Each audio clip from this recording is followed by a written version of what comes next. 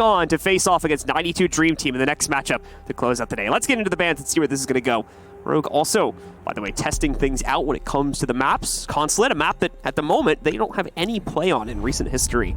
So they're also going to be trying this out here. And big surprise. Go back to your cage, buddy. Lion right back in the quarantine zone. Yep. Good thing you have that mask. There you go. Anyways, next band going to be coming up for Rogue, and I'm going to assume it's going to be Blackbeard. Actually, no, it's going to be Capital. Again, not a very bad band. Capital helps out quite a bit, especially with Yellow Stairs takes when they are holding down console office, because he is, especially since that bloom has gotten larger with his buff, very powerful. So, and the second LMG is going to be deleted from the game, at least for this time. So no more M249 except for in the hands of Gridlock, and we're going to have no more M24, or excuse me, we have no more Alda on the defense. So all those are going to be removed.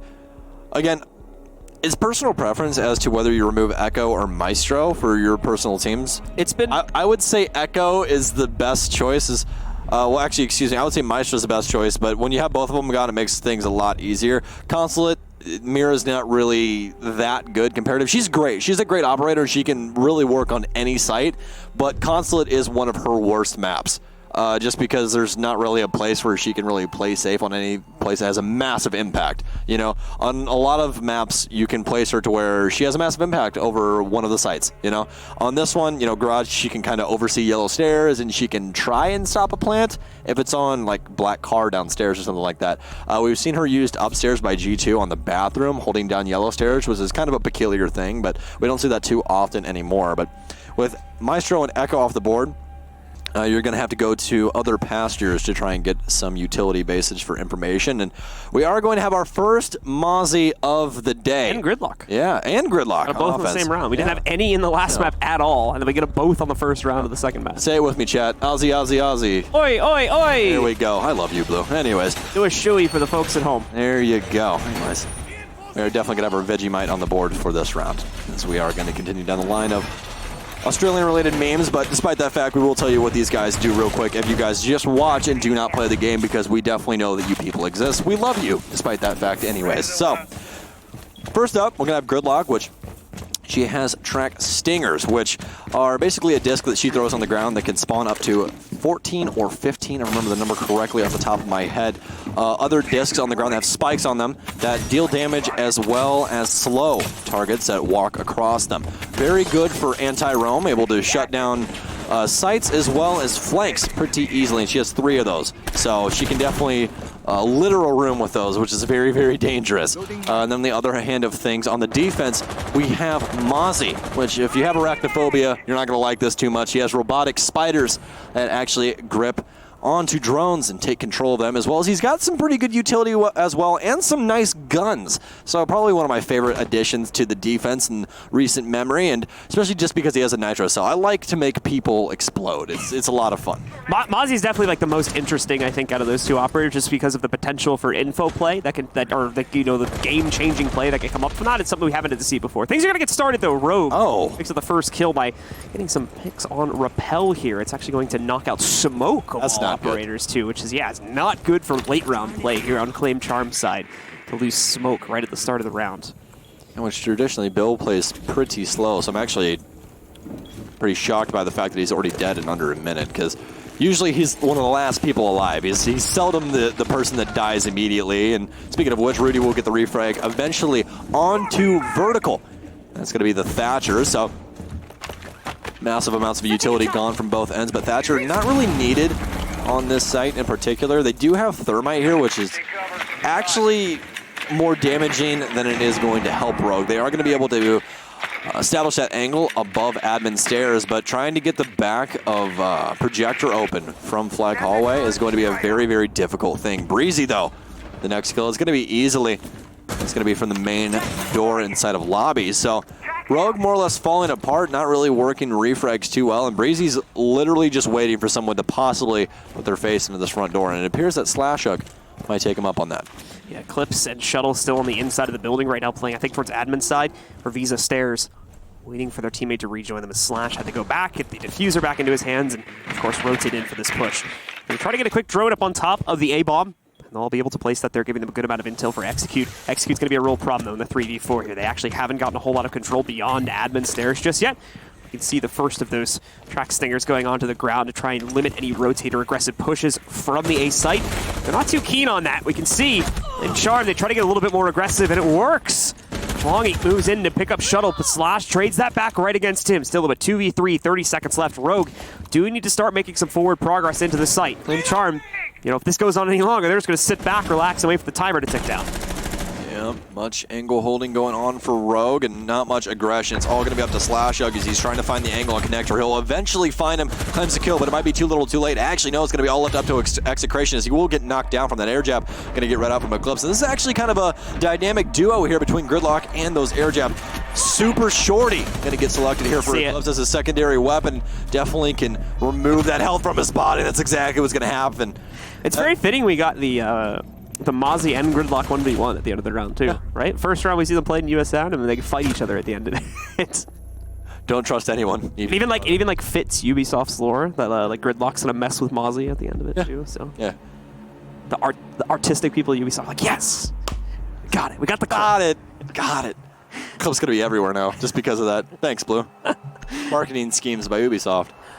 Anyways, so good recovery by Rogue. You know, all things considered. You got to put that more on ClaimCharm for failing that. To be completely honest, you know that they have to try and battle out of that, and to not have any vision on Flag Hallway is definitely an issue. So, despite that fact, I think that you might need to adjust a couple of your black eye cams for Valkyrie to try and help you out with that. They are going to have vertical on IQ now, so they can try and get rid of those, but proper placement with those, especially like under the bench or something like that inside of Flag Hallway where they actually have to move up in the hallway to shoot it, are going to work out really, really well. So we'll have to see exactly what the adjustment's going to be from ClaimCharm. Had a really, really good start to the round, but just could not find their footing, especially after Rogue started to get aggressive, or at least Slashug did. Their post 30 seconds. So, because they were all the way down to, I believe it was 17 seconds when he got that frag on the man and Connector. So they also, an important note too, we didn't touch on here in the post round, you know, losing Bellboard right at the start to a window peak in A didn't help their case either. It didn't, if you know, imagine playing that final like 4v2 with the smoke in check. They wouldn't have had to take as many of those aim duels down, you know, main hallway, and all those cross angles they had into A wouldn't have needed to have been established. They would have just been able to toss the Toxic Babes in, hold those two players out, and probably win the round on timer. So another adjustment that could have easily been fixed for ClaimCharm, but at the same time, seems like Billboard kind of got picked in an unlucky situation, like either just stood up at the wrong timing or whatnot like this. I don't want to pin it on him too much. The air jab from across the world there to start the round for Rogue, but second one too. Yeah. Quite a few windows you can hop out in front of this building. So, as most of you do know, but again, going to be same site selected here for ClaimCharm, so we'll have to see what the adjustment's going to be. Again, I believe it's going to be more in the information game because, as you guys can see, Rudy is no longer going to be on his prior operator. He's now going to be on Pulse. So now that cardiac sensor, and Pulse, especially on this map, very dangerous as he can actually use that cardiac sensor to all 3 floors. He's actually going to be playing upstairs, which is interesting to see. Traditionally, he is downstairs, all the way downstairs, because he can gather information from any floor in this game of all of the floors.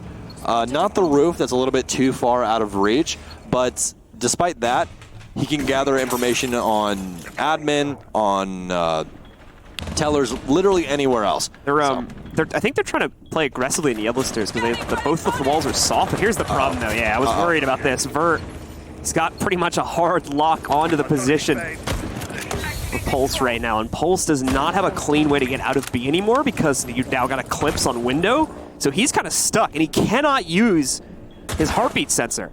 Because if he does, IQ's going to see him. There's the drone to spot him. Even though it got killed, they definitely know he's in the corner. And there you are. Actually, it's Slash. It's going to end up going down instead on the attack here. Thought for sure they were going to be able to kill easily at the start of this round.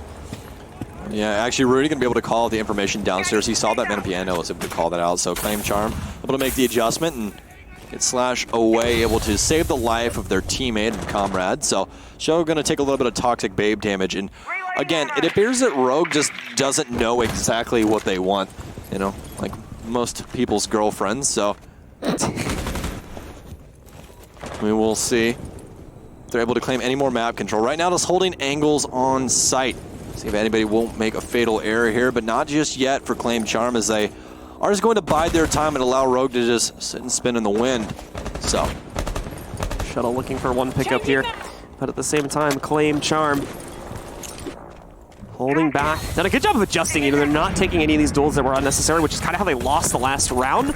Also, having Smoke Alive certainly helps their case here. They're going to be working their way in. Bit of an interesting situation there with ClaimCharm working their way back in, but again, Roger's somehow trading it back. They've kept it even into a 2v2.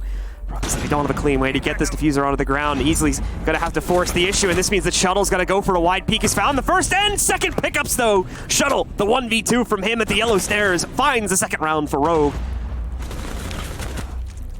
It just seems to be it's all or nothing here post 30 seconds. You know, pretty much. Once they get down to that, it's like, guys, we actually have to get on site. And they're like, oh, okay. And they just try and force the opposition. Ends up working out for them very, very well. But again, I would like to see a little bit more map presence. Maybe just an adjustment. We don't really see anyone, especially Vert. You know, usually we see Vert being the man with the plan that usually makes the adjustment to try and gather other lands, you know what I mean? Try and rotate up Spiral or something along those lines, trying to get a little bit more aggressive in other angles to try and throw them off. We haven't seen that just yet. It's been a lot of, okay, we have our initial room, we're just going to play ACOG angles until somebody crosses. And so far, it's more or less worked out for them. Again, it's a flip of a coin, basically, on these last two rounds, whether it goes ClaimCharm's way or Rogue's way. But right now, Rogue in the lead 2-0, so I mean, I guess you really can't knock it until they lose. ClaimCharm aren't going to be sticking around upstairs there to try it a third time. They'll finally rotate sites and work their way into the basement now. Which, again, we've seen quite a bit of play on this. So still following the usual trend of sites. If you're newer to Siege and wondering how that generally works, we're still kind of on track. This is usually what you expect from a defending team. Very rare that they, go beyond 2 or 3 attempts on the same site. You're getting a bit into the crazy point at that point when you're using over half the rounds you have on a single site, which still may not yield results for you in the long run. Well, you say that, but we just got out of an event where we saw someone attempt the same site 5 times on the same defensive side. Yep. So Empire did that once too. Back at their first LAN, actually, back at DreamHack Winter last year. Death by 1,000 cuts. We will continue to do this until we get victory. That does sound like Empire, though. It's like, eh. It was like Aviation Games on Villa. I think it was against Penta, if I remember correctly. Because why not?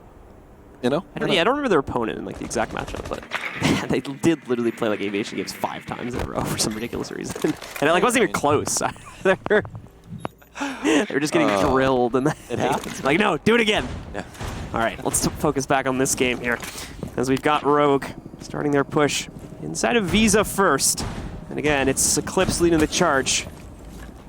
Be a little careful doing that with Gridlocks. If I remember correctly, I think she has the biggest hitbox in the game out of any other operator right now. So. Yes, she does, actually. Thick with 2 Cs indeed, so. So she's going to Trax off the top stairs. We need to come up with a word for this, by the way, for when the Trax is. Are we going to call it? Does she Trax that spot? Does she block it? You really can't say Trax because are you talking about Jackal? Yeah. Is this a 3-armor Jackal? Right, so Trax is out from the vernacular. We need to confer with the Pro League casters on this one. Oh, the sting of the feet. This Eclipse is going to sting the staircase. Yeah, that works. We'll go with that. She will drop a sting.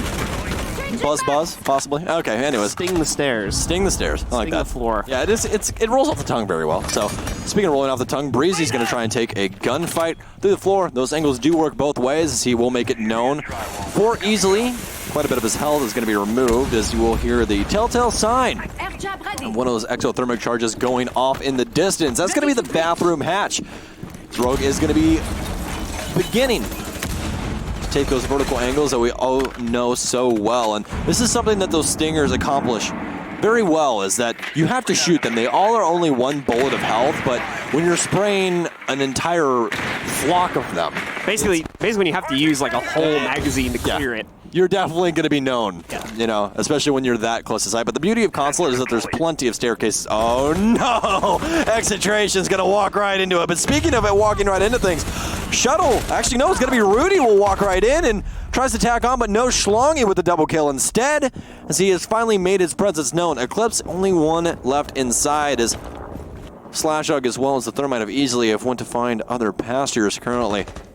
Things equalized so far, but again, this timer has been eating Rogue alive, and they have to try and make something happen. Eclipse full health and at 3 armor is going to be able to take quite a few shots, but again, it does only take 1 bullet to the head to try and stay alive here. He is going to find a man on yellow pillar. Slashug will find yet another as well. It's only Schlongi upstairs. All he has to do is try and stop this diffuser. They have the information. He hears him planting, but he can't get the angle. He can't find him. Oh no, this diffuser's gonna go down. Schlongi in a 1 versus 3. Not very much health either. He's done so much this round. He's gonna have to try and work his way down Spiral. More than likely not gonna win this gunfight against Eclipse. And no, long distance gunfight ACOG, and it's just not gonna work out for him. So Rogue, again, off the back of a 17-second execution, gets diffuser down, wins yet another round. Bizarre that they're still able to pick up these rounds. Great stuff from Rogue. Certainly shows the experience more than anything to keep such a calm head under such crazy situations for 3 consecutive rounds in a row. But ClaimCharm, not feeling that round right there. They're going to rotate right back upstairs and try this again. This is one of those moments when you look back at what you banned and you go, okay, we started defense. Why did we ban Maestro? Yeah, really. Really? That would really help them out a lot right now. Being able to have site presence and not have to put your face anywhere be great.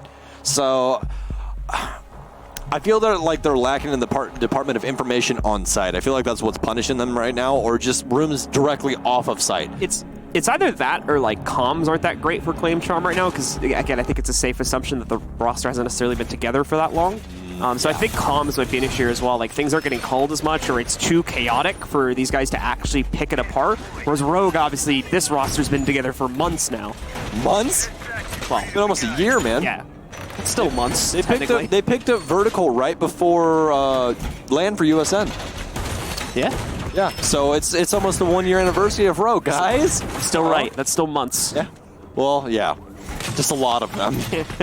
Just quite a few of them. But yeah, obviously since Rogue have been together for a while, the congregation of months. the combat aspect of things is not going to be a problem at all for such a well-drilled team, and I think that's why they're thriving in the chaos of these low-timed executes so much. I mean, you can still see the skill of ClaimCharm, though, because Rogue is trying to pull what a lot of these experienced teams do, and it's just, okay, we have our established angles. That's all that we really need. We're just going to wait for the younger team or the more inexperienced team to make the error. That's all we need. We just need the opening. That's it.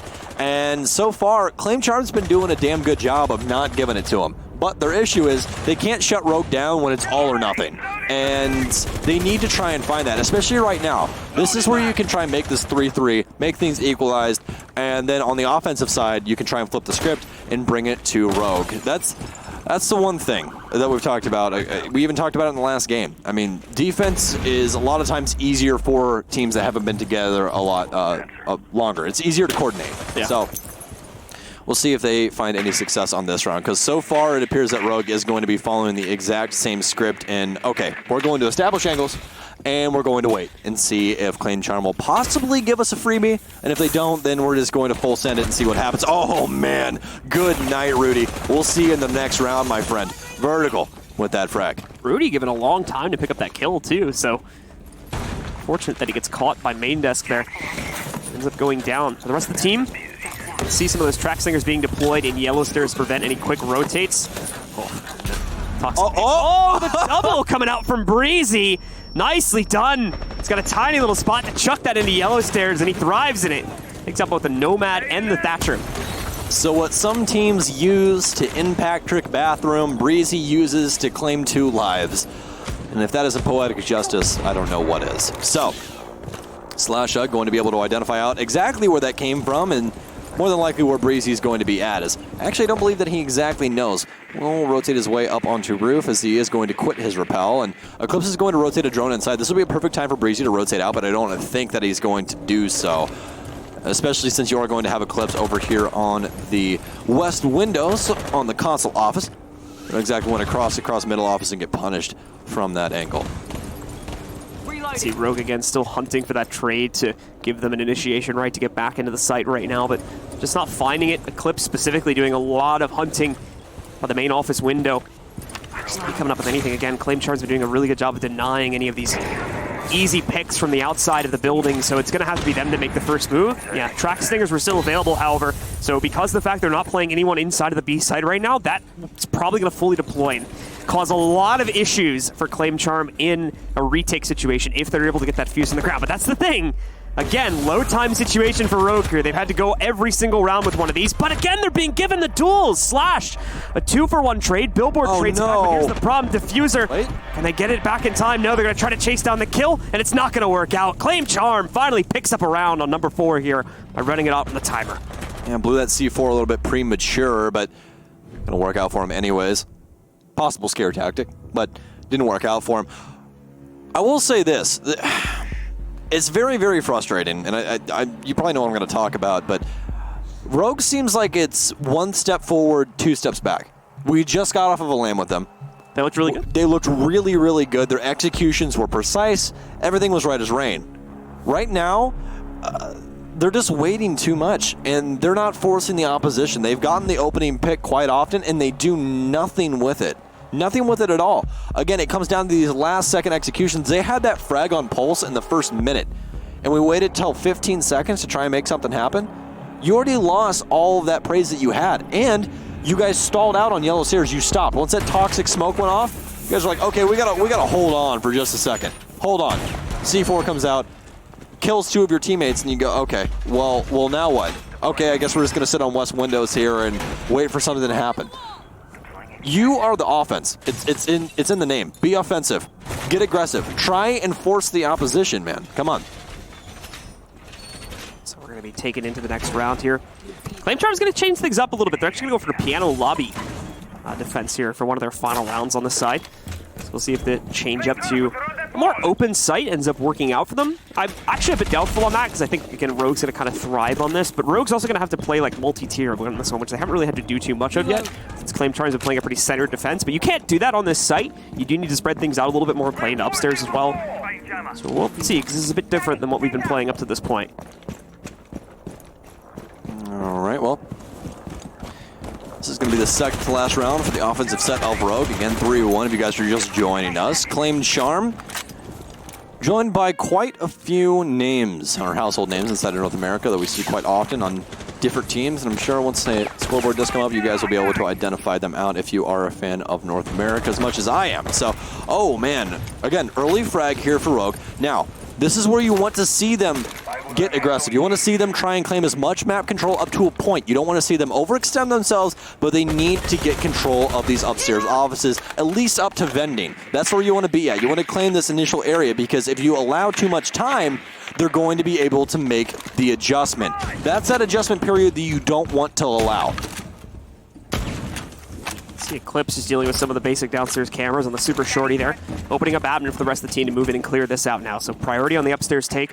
We're going to flush ClaimCharm back down into primarily piano and yellow stairs, and then work it from there. Again. Breezy, yeah, being allowed to do what he does downstairs. Going to be able to trade this back on the mute, though, taking out Shuttle. We go right back down into a 4v4.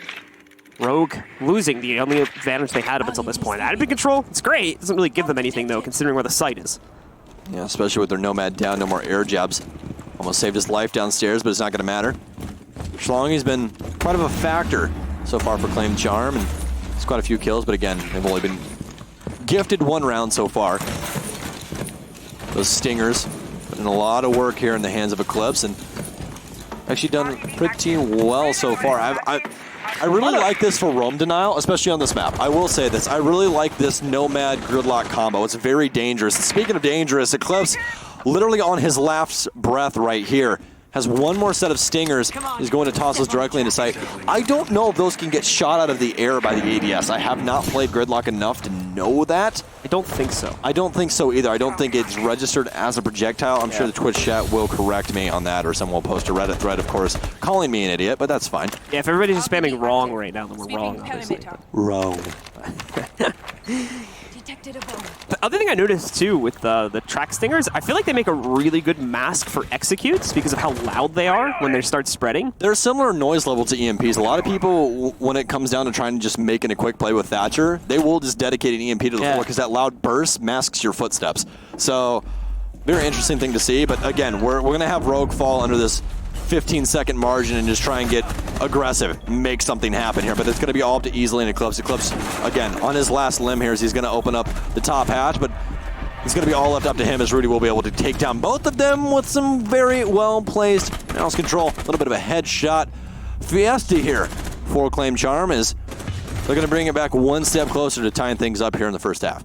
So, it took him a few rounds, but ClaimCharm have finally figured out how to deal with these low-timed executes, especially on some of the off-sites that we don't normally play into. The key for them really is just avoid second floor, because Rogue is really good at executing low-time there, except for the one round that was won by ClaimCharm on it.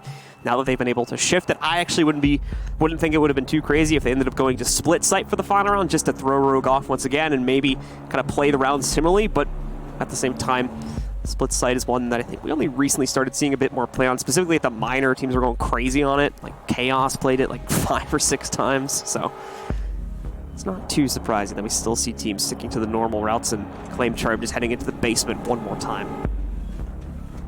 All right, we'll see if maybe they try to bring the heat to Rogue, because I feel like that will be the blow that they need to try and deliver. You know, I feel like Rogue does not deal well with aggression. They've been that way for a very long time. And if ClaimCharm is able to more or less adopt that mantle that a lot of teams have, especially with, you know, Rogue losing the last 2 USN games to try and qualify, to teams that adopted that. I mean, especially our bad. They had Carnage, and Carnage was going absolute haywire, just trying to delete as many people off of Rogue as possible, and it worked. They do not play well against aggressive play styles, and if ClaimCharm is able to adopt that, especially on their offensive side, this is not going to look good for Rogue.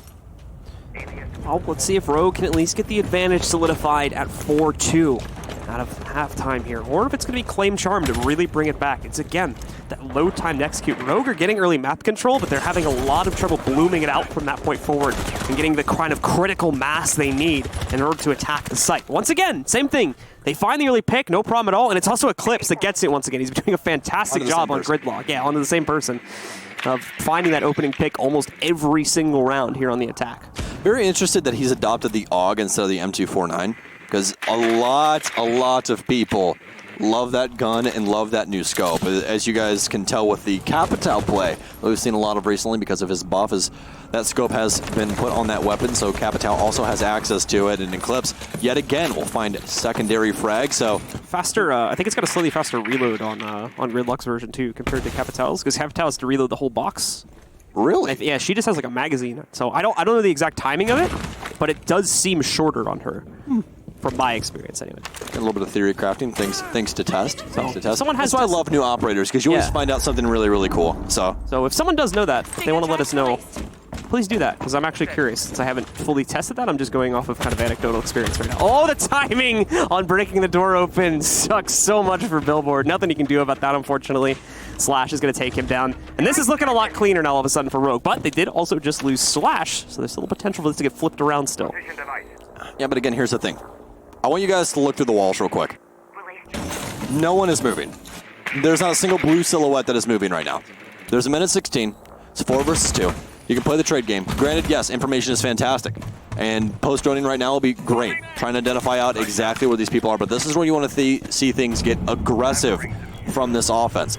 There's only 2 people alive. Nitro's not going to come out. It will claim the life of easily. So that means no more thermite, but he already got his hatch up, and his job has been done. Utility already has been burnt.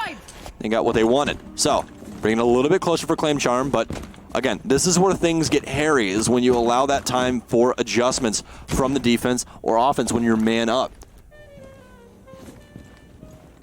Now for some smooth jazz. But we've got Eclipse making his push out from the archives as well. Sorry, that was just really well timed. A shuttle is going to make his way downstairs to join up with Eclipse. We've got less than 30 seconds left on the clock here now for Rogue, so same problem. They're going to lose this round. Yeah, low timing. They've got a man advantage this time, too. Oh. Okay. You jinxed it. Yeah. That was kind of the point, not going to lie to you. Well, that's not fair. I'm just saying. You're not supposed to use your jinx. No! Oh, Breezy, that's a diffuser. Don't do it.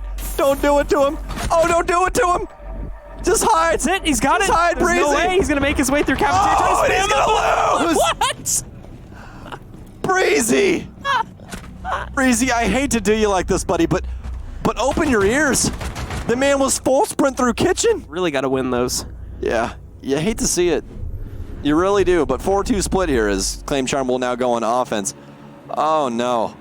Well, Rogue's going to thrive in that, of course. Like you said, they'll take the 4-2 lead. We'll switch sides. ClaimCharm now into the attack. So close, though. ClaimCharm, again, really got to give them credit. They're putting up a good fight. Definitely trying to capitalize on these mistakes that are being made from Rogue as a result of all these low-timed executes they've had to go for on literally every single round on their attack. But now they take the defense, and things should get a little bit easier to control from this point forward. The issue that he had there is that he left Gridlock alive. That's the real issue, because he was able to call him out off of his body. So, again, when someone is downed, they might not have a gun, but they definitely have eyeballs. So, And a mouth. Yeah, and a mouth. Yeah. Yeah, definitely. This is not MW2 Search and Destroy. So once he's, you know, you can still talk to your teammates, you know? So, again, it's split-second decision-making. It's just, when it comes down to something that small, you know, in comparison, it is very, very difficult. And again, it came down to margins of a second in order to win that round for Rogue. But again, they did win the round, and a lot of their rounds that they did win, or actually all of them, did come down to margins of a second. Yep. So I guess that's just the way that Rogue wants to roll right now. I mean, they are kind of doing as their namesake says. We had our round breakdown up on the screen a second ago. The first 3 rounds that Rogue won, I think like all 3 of those, or at least 2 out of 3 of them, were with a diffuser on the ground and a second player getting the last kill as it was being planted. And that's the only reason we don't see that round closed out by objective, really, instead of kills we saw in those cases. So Rogue definitely pushing the envelope on the executes of their timing, but it's enough to give them the lead at halftime. Now we see if they can do a little bit better on defense here. And ClaimCharm, it's going to be their first test on the attack. Obviously going for admin control to start things out, as we would normally expect with an upstairs take. That's the usual go-to for teams. And Execration is going to be able to move after they've spent a good amount of time journeying this out. Their Buck is also going to be able to move in and take control. Now starts the push, the long, long push across the building from the upstairs. Well, we will see them adopt the Habana, which we did not see Rogue grasp, which, again, for this site in particular, fantastic. It's exactly what you want to try and take over Projector, because you don't want to have Thermite have to run into Flag Hallway and manually put the exothermic charge on the wall. That is not something you want to have happen, because obviously it's pretty easy to peek Flag Hallway and claim that life. We are going to have Rudy on Buck as well, which actually kind of surprising. We usually see Schlongy rocking that, but some rounds not going to be him. Schlongy is going to be on that Thatcher. Easily, though, we'll actually take out Breezy, as we are going to see him fall from his post on the window. And that means no more Nomad, but those air jabs have already been dedicated to their respective locations, so no hop outs from Rogue, which, again, really, why would we expect that?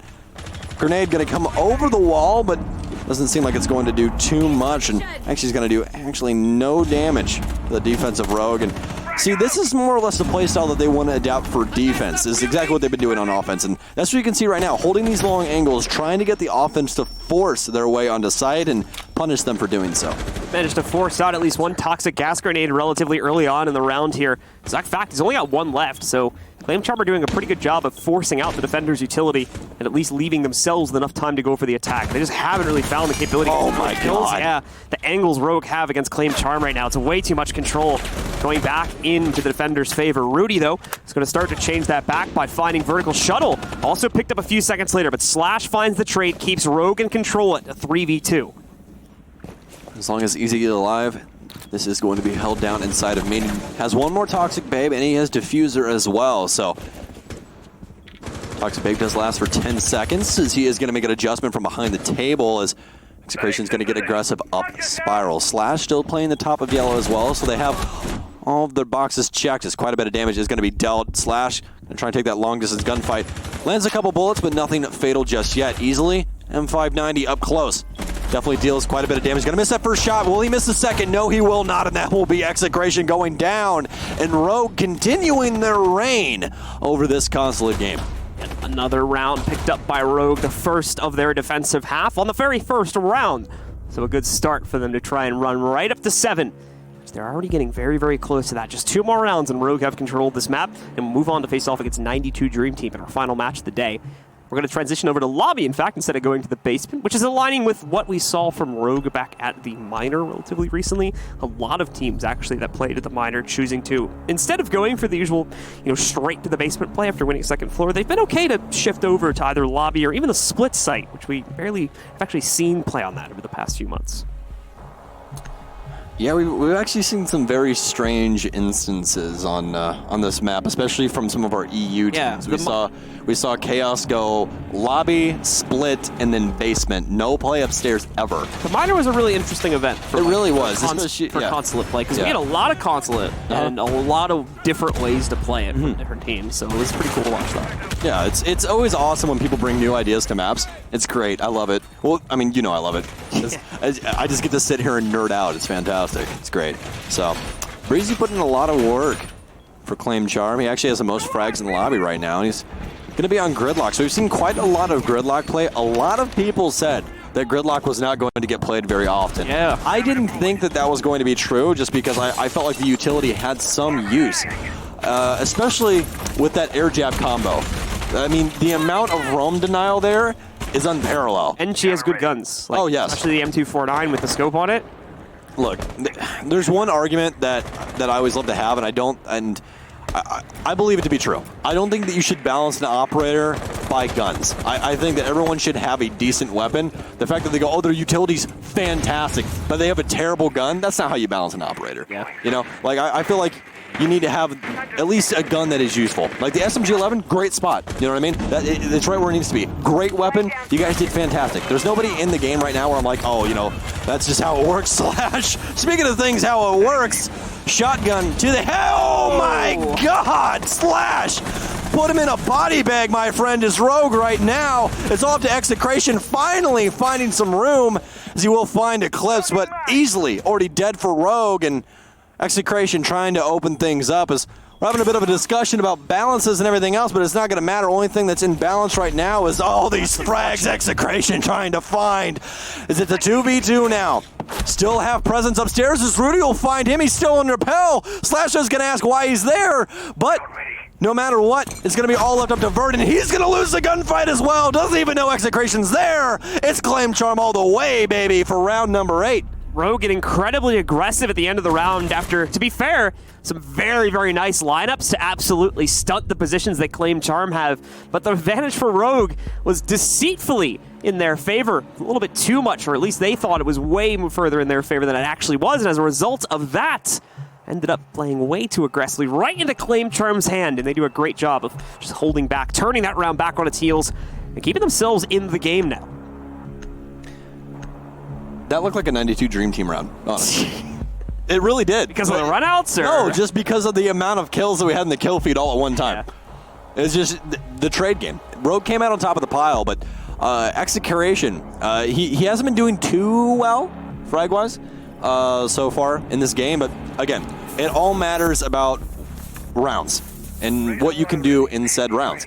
He's able to essentially win an entire round off the back of his efforts downstairs. Granted, we did see Rudy claim a kill up top, but at the end of the day, really doesn't matter. If Rudy was rotated downstairs with Execration, they still would have been able to get Diffuser down and play the 2v1. So, either way, Rogue one step away here from reaching match point, and that's what they're going to try and claim in the basement after lobby did not work out too well. So we'll see the usual reinforcements going into the upstairs bathroom there, or at least the first floor bathroom, so that Rogue can play into that a little bit. I think Shuttle put one of his mirrors on the inside of it too, so we'll see this one player from Rogue try to use the reinforcements and the window in order to play their round out. Second one's going to go in a pretty usual spot here too, inside a small office downstairs, along with some soft walls to the side of it, so you can quickly kind of peek out to the right and go for an aggressive kill, as we expect those garage walls to get opened up relatively early in the round, unless the tricking from the defensive side is all successful. As we are going to hear, there it is, telltale signs of that exothermic charge going off, and confirmed as the explosion is going to go through. A little bit too far away, X, to use your skeleton key to breach open that wall, but bullets will still work just as well. Going to establish an angle cross into Piano as panels 1 and 3 are selected by the offense of ClaimCharm.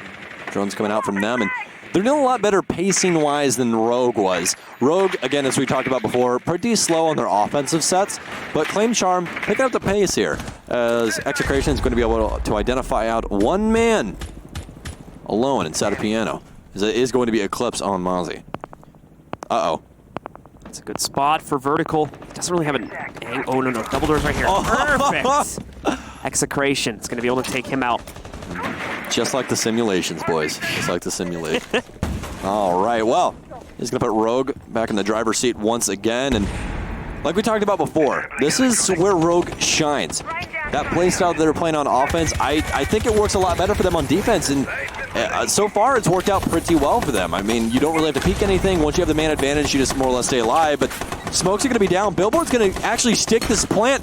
Some of those stingers going to actually stick into the feet, but it's going to be Billboard to go down. They do have Diffuser down. I don't know if they have the cross angle. They do still have two people outside. And actually, Eclipse is going to jump outside. He loses an eventual gunfight to Rudy, but he already took out Breezy. Diffuser will start getting taken down. His Slash is actually going to kill Rudy with a Nitro Cell? Where was that even? Where was that even? That pre-placed? No, he threw that outside from console. We have to try and get that one. He definitely threw that one. Like you have Kobe, and then you have Dukem Nukem, dude. Like just yeet. Yeah, yeet. I think he just named it for us right there. That's what we're gonna call it from now on. Yeet. All right. Well, the yeet out the window saves the round for Rogue. Explosive finish. Very, very well Quite placed. literally. Yeah. I'm not gonna lie to you. As much as I've casted this game and played it, I've never seen someone blow someone up outside on that staircase with a C4 ever. Well, you get something new every day right here at the USN. We truly do love it. We love it indeed. So, well, in true Rogue fashion, they're gonna battle back on a post plant situation. So, I mean, just like par for the course for this map. So right? We just expect it at this point. Yeah. I don't know. They are one round off from going on to face 92 Dream Team, and that's definitely where things are going to get weird, I would say, because as we've seen so far, Rogue doesn't seem to be in the same mindset as they were at Land. Oh my God, Eclipse. How many gunfights are you getting into, my friend? Oh my God, yeah, I just saw the assists. He has 10 assists. He's literally touched everyone on that team, like just once. Either that or like he doesn't. Here's the thing: when you see someone have a lot of assists but also have a lot of deaths, you look at it and go, "Oh, okay, they're just losing their gunfights." That's what's happening, right? This man's 7, 10, and 4. I would love, because I don't think cost takes assists into consideration, right? That's a question for Spencer. That is not a question for me. I don't think it does, because the acronym says there's no A in there. Yeah, I just go, thank you, Spencer, for giving me those stats. So I don't think it does. So what would be really interesting is if we had a stat for like kill participation.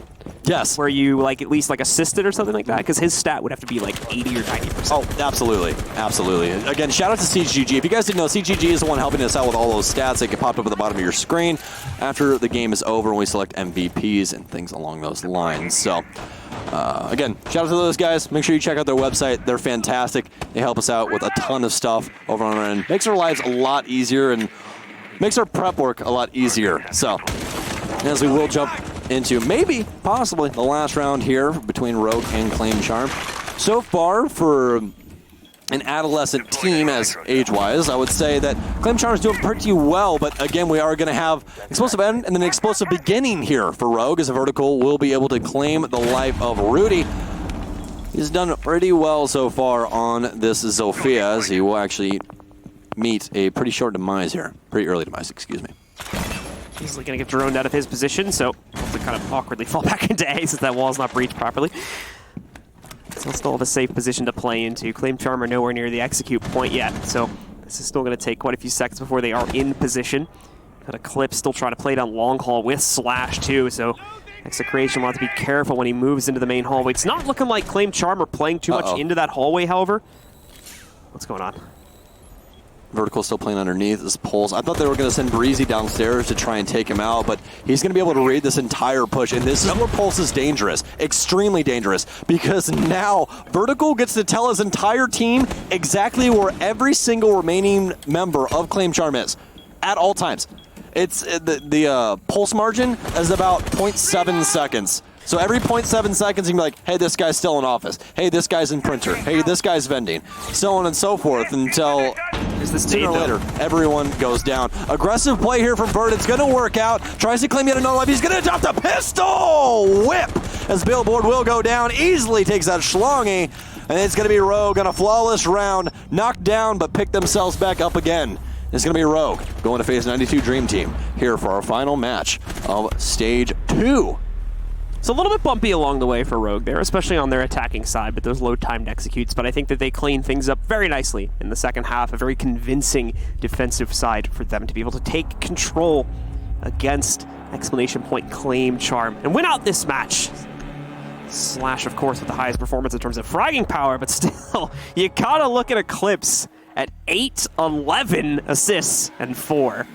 And wonder, yeah, just how many gunfights he was a part of, how many kills were stolen from his grasp. Well, here's the thing. Usually when you look at that, you go, okay, you know, he's playing Legion, he's playing Smoke, something like that, you know, where people like, take a little bit of damage, back out, take a little bit of damage, back out. That wasn't the case. He's just shooting people, and then they're just dying to his friends. So, you know, it's I've never seen that amount of assists without somebody playing Legion. I'm just throwing that out there. I've never seen someone have 11 assists without playing Twitch or Legion where, you know, okay, I tased a guy because he found my Twitch drone, and I just get an assist because he died to somebody else, or something like that. We need that kill participation stat. Yeah. Stat. Spencer.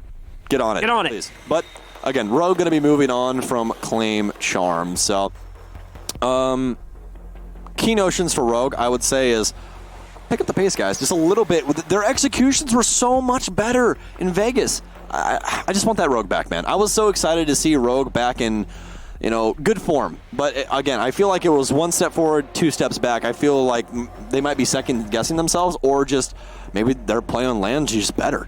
Yeah, I don't know if it's because like they're not as well prepared for these matches as something they would be prepared for, like a minor or something like that as well. They may not be like as heads up on these matchups, considering the kind of, you know, the unknown nature of who you're going to be playing every single week too. So that might be playing a part of it.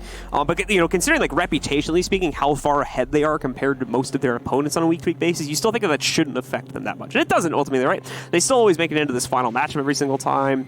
They were upset once back in the the conference finals, and they didn't manage to make it through there. But they're still by and large making it through this bracket, so that kind of justifies the not as serious play style I'm maybe seeing for them, or at least not as serious amount of prep that goes into these matches, I think. Yeah. Well, I mean, here's the one thing.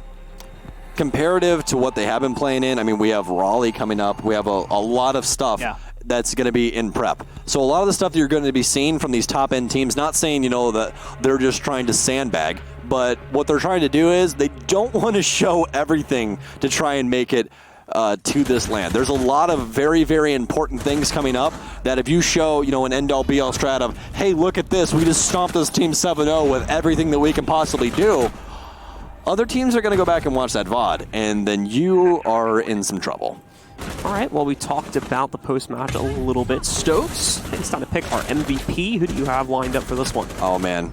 It's got to be Eclipse, man. I mean, 11 assists, you're really doing it all. Top frag and 11 assists? I'm going to go with that one as well, to be honest. Mainly just because I want to see some more enhanced stats from him and get a little bit of a deeper dive into what exactly we ended up with. But yeah, he's had like I said, he's still second overall for kills for the team, and then very quietly ended up with those 11 assists, really helping out his team to make sure that they were able to close out in those clean situations. So we'll give it to him for this matchup. Yeah, I think it's time to knock on the door of CGG and like, hey, can we possibly just get the most in-depth stats on how the hell that even happened? I would really appreciate it. What do you got for Eclipse stats? Because we're all about that right now. What do you got in stock? Give me the Eclipse. Give me the Eclipse stocks. Give me those. Give me everything you got. I was this right here, this clip. So very sad. If he just confirms that kill, one bullet, just shoot her in the head right there, and they win that round because he's not able to give that call out on exactly where Breezy is behind that wall. I think the problem is because he gets those first 2 kills so quickly, I think he's assuming the third one is also relatively close by, and that's why he doesn't take the extra 2 seconds or so it would have taken to quickly pop the headshot off, because of the fact that, again, if he's distracted and he does get peeked during that, that's another very unfortunate way to lose that type of a situation. So you can't fault too much, I don't think, for losing that. But yeah, just some bad judgment ultimately at the end of the day that ended up costing him a round, and we would see that carry forth until Rogue would be able to close out. Eclipse, of course, we could see there as well, are still our MVP pick. He's mine as well. So we'll see if we can get his stats up on the screen in a few minutes here. I'm also still going to try and get that interview with a member of Rogue as well and talk to them a little bit about this matchup and the upcoming one they're going to have against 92 Dream Team, which is going to be coming up, guys, in just a few minutes here. We're going to be getting into that right after we close out the discussion for this match and have our short break in between. It'll be one final best of one to decide who is going to be our first team in Stage 2 to move through to the respective conference finals. In this case, of course, the West Coast, our East Coast play is on Thursdays. I will say one thing, though. If they don't have the puppy, I'm going to be very angry. You better hear me, Kevin. I'm just saying, if the puppy is not in shot, we're going to have problems. That's the importance. That is literally all that really matters. Dude, right? it's the cutest dog on the planet. I'm so serious. If you guys do not follow the Rogue Boys on Twitter, you need to do so, just for the puppy. You guys might not be fans of Rogue. Mainly easily. Yeah. He's the one who posts pictures. Yeah, Ella is the most adorable dog on the planet. And it's named after an operator, guys. Come on, it's so cute. I think he started the trend with that. Didn't there someone else on like Rise or something like that got a dog and named it after an operator or something? I don't know. I forget who. I feel like the name that everyone would just have like their dog or cat named before the operator even came out was Maverick. You know? That's a very like pet name actually. Yeah, exactly. Yeah. So it's like a fighter pilot's name. yeah, that and Ash. I feel like that's the two. You know? I can't see Ash as much of a. Really? No, I know quite a few animals named Ash. Maybe a cat, not a dog. Though. I wouldn't name a dog. My aunt's cat's name was Ashes. It works. That one Anyways, I can despite pet names and I mean there is no Aspen operator yet. We might have that one day. There you go. Anyways. What country would Aspen be from? Oh man, I have no Ireland. I don't know. Anyways, despite the fact, guys, we now have that ready so we can get some of our questions answered by a beautiful face on the other end of this Skype call. I don't know who it is just yet. Drum roll, please. It's Ranger, and we have the puppy. I love you, man. It's I Ella. love you. It's yes, Ella. it's Ella. That's all that Ranger's not matters. here, just Ella. Yeah. That's the one who asked all the. Oh, she's got the cone on. She's got the cone. Oh, what happened? That's my first question. No Ella puppies coming. No Ella puppy. Oh. Yeah. I wanted one, man. Come on. What is that? Unlucky. Yeah, unlucky. She's a one of a kind good luck charm for the team. Yeah, nice chairs, man. I have one right here. Oh yeah, the USN chairs. Yeah, I hear they're pretty awesome. Oh yeah, dude, they're pretty comfortable. Let me tell you. Secret Labs, fantastic company. Anyways, fantastic. Despite that, I have a couple questions for you as usual, Rangers. So if we want to delve into those, I'm sure that you're ready as you usually are. So, of course. First things first, we just got done with the minor where we got to cast you a few times, got to see your guys' presence on stage, and you guys looked so crisp at LAN. Your guys' executes were very well thought out and quick. Today, you guys, I don't want to say you sandbagged, obviously, but you guys slowed things down and were more or less waiting for errors. Why the adjustment? Is that more or less just trying to feel out what the enemy team's doing, or what's your guys' thought process behind that? Yeah, when you play kind of like unknown teams or teams that you don't have like prep on, or the teams that you think are going to be more aggressive, sometimes it's nice just to slow things down and just take your time, make sure you aren't having a like hard breach or Thatcher or anything important getting picked early in rounds, and just kind of take your time. And so yeah, it means you're going to be executing later and on kind of some low time scenarios. As you saw, we had quite a few of those on our attacking rounds, but it's always good for practice for us to work on that kind of stuff. You know, like there are going to be situations where, you know, when we're in Pro League, teams are going to run some sort of detailed roam and we're going to be getting into the site super late. Yeah, I for my next question actually, but I'll lead into it with this. I will say I really like the adaptation of Gridlock and Nomad. I think that was very well thought out from you guys about what you can possibly do with that. So leading into the next question about that, Gridlock and Nomad combo seems like it's extremely potent to stop any kind of roam game. What was the thoughts going in on that? And between the two operators, Mozzie and Gridlock, what are your thoughts on those two operators? I think Mozzie's really strong. She's like a good kind of hybrid between, say, like Echo Valk, Echo Pulse kind of thing. And she brings like a lot of just like general flexible utility, or he brings a lot of flexible utility with the shotgun and C4 and stuff like that. And then Gridlock's kind of the same. Like I don't think she's super strong or anything like that. I think it's just kind of like a good flex operator. So if like you don't have something else to fill in the spot, in this case, like Lion got banned out on us, so we couldn't run that. So we just went ahead and like we hadn't really practiced with Gridlock or anything like that before. We just kind of threw it in and thought it would fill, mess around with it a little bit. Looking back, I think it's good, but it's not necessarily a must run or something like that. I just realized, and this is for Blue and me. The reason he had so many assists is because he was playing Gridlock. Because when they step on the tacks, when they step on the stingers, he gets the assist when they die. That's why he had so many assists. Stop running into the stingers, I guess. Forehead, right? just don't run into the stingers. Forehead, come on. Tower's just collecting points. Yeah, especially, I mean, 8, 11, and 4.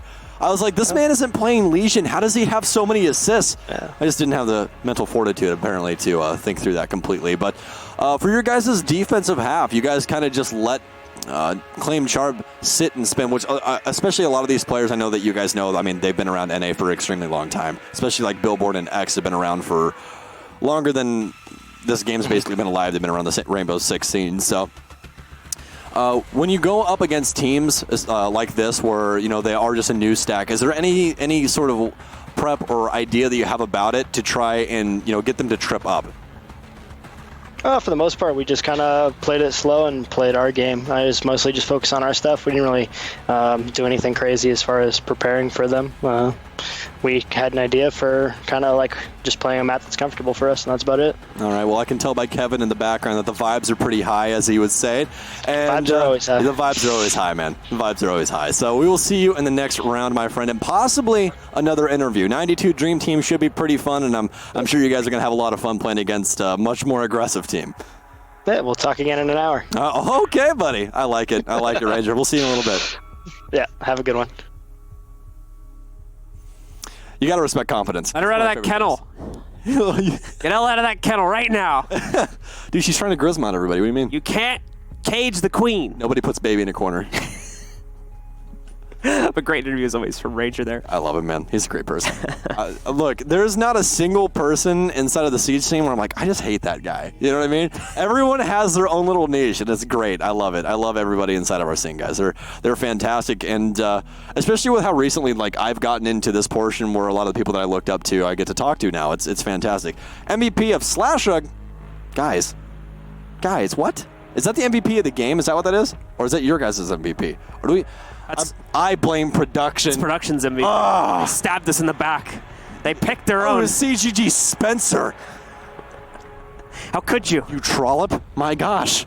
All right. I think you finally said a word I don't know the definition to. I'll you finally outbeat me. I finally words. I out-definitioned you. Yeah. I got to hit you with the dictionary for once. So, anyways, we'll pull that up later. But pretty fitting end to that game, I would say, that Rogue finally found a little bit of their footing, especially on their defensive side. I think Ranger really gave us a good insight into what their idea of playing against teams that they really don't have any prep on or any real VOD on what their idea of going into that is. And again, I think it works out for them. And a lot of the times Pro League teams use this as practice when it's a team that, they're not too worried about losing against. They're just like, okay, we can use this as practice for something we're not good at. We want to try and make this to where, oh man, I love CGG. Stats over here. Stats over there. Stats over there. Hold on. I can't reach that far. You gotta there you go. do this with it. Ooh, there it is. Well, don't send them away. We're still looking at it. Stats. Anyways, what I was gonna say is it's a good practice point. If you're bad at something, get some practice in it against a team that is fighting to win, and that's exactly what ClaimCharm was trying to do.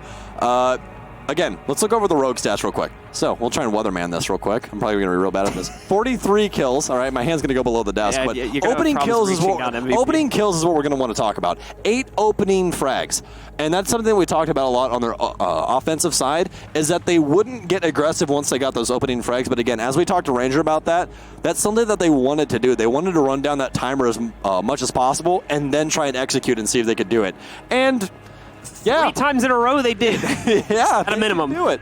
So I really think that's the tail of the tape of that match. What are your thoughts on it? No, it's pretty much the same sentiment to me. And Ranger's interview did a really good job of explaining it. Like I said, I thought that there was issues with prep going into this matchup, just because of the fact you don't always know the teams. There is not really a whole lot of info on the teams sometimes. So as a result of that, they had to play slowly, and it worked most of the time, thankfully, even though it was very scary, especially on attacking side. And there was a few times, of course, where it failed just because of that unfamiliarity getting the best of them. But still, they came out on top, and now we have the matchup versus 92 Dream Team, and that's going to be coming up, guys, in just a couple minutes. So stick with us, and we're going to be coming back to you with that matchup in just about 10 minutes.